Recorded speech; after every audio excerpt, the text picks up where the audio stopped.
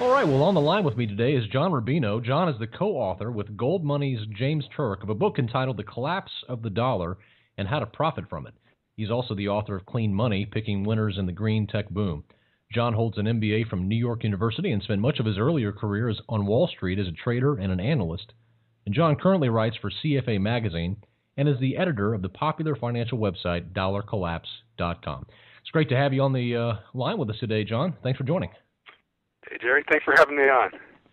Well, I have to tell you that I've been following your work for some time, and you wrote an article recently called Why We're Ungovernable, and this was on your website. Something in the second paragraph caught my attention. You made the comment that for the first time in 250 years, politics has become irrelevant, and you go on to say that a rational person's time is better spent preparing rather than debating. Now, that struck a chord with me because we've been preaching a similar sermon here for some time. Tell us what you mean by that. What's the philosophical meaning of what you're saying there, preparing versus debating politics? Well, that article was a response to the ongoing political argument out there. There are so many people who have really strongly held opinions about what we should do to fix things. And I think they're mostly wasting their time because we're beyond a fix at this point. We've borrowed so much money that no matter what we do, we're going to be swamped by the debt that we've taken on. And that's why you see all around the world now politicians being elected and then having about 6 months in which to try their new policies and then being kicked back out of office again, or having their approval ratings plunged to record lows or whatever. And the reason for that is not that they're incompetent or even that their ideas are fundamentally wrong.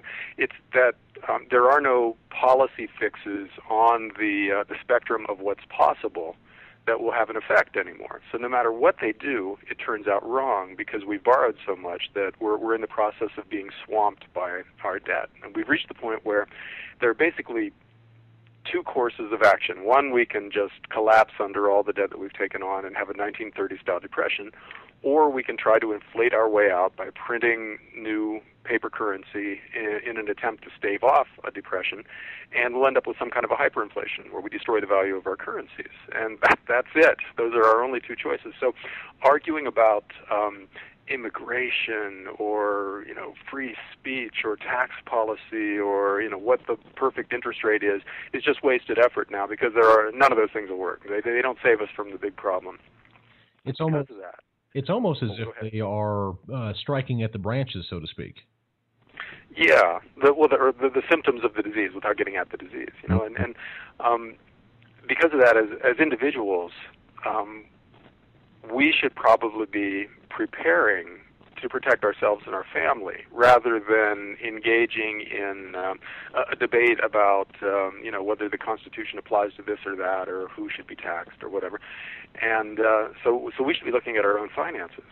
And in the kind of chaos that's coming, there's no guarantee, first of all, that anything you do is going to work. But there are some things that historically have proven to be more effective than just sitting still and waiting for it to happen.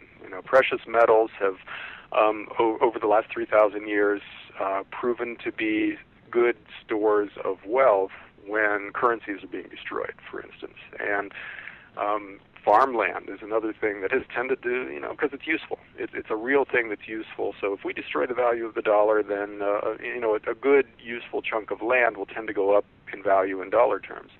And moving money overseas tends to be something that might protect you if your home country starts to impose capital controls or wealth taxes or descends into some other kind of chaos. So there are things you can do, and your time is better spent figuring out what those things are and putting them into place.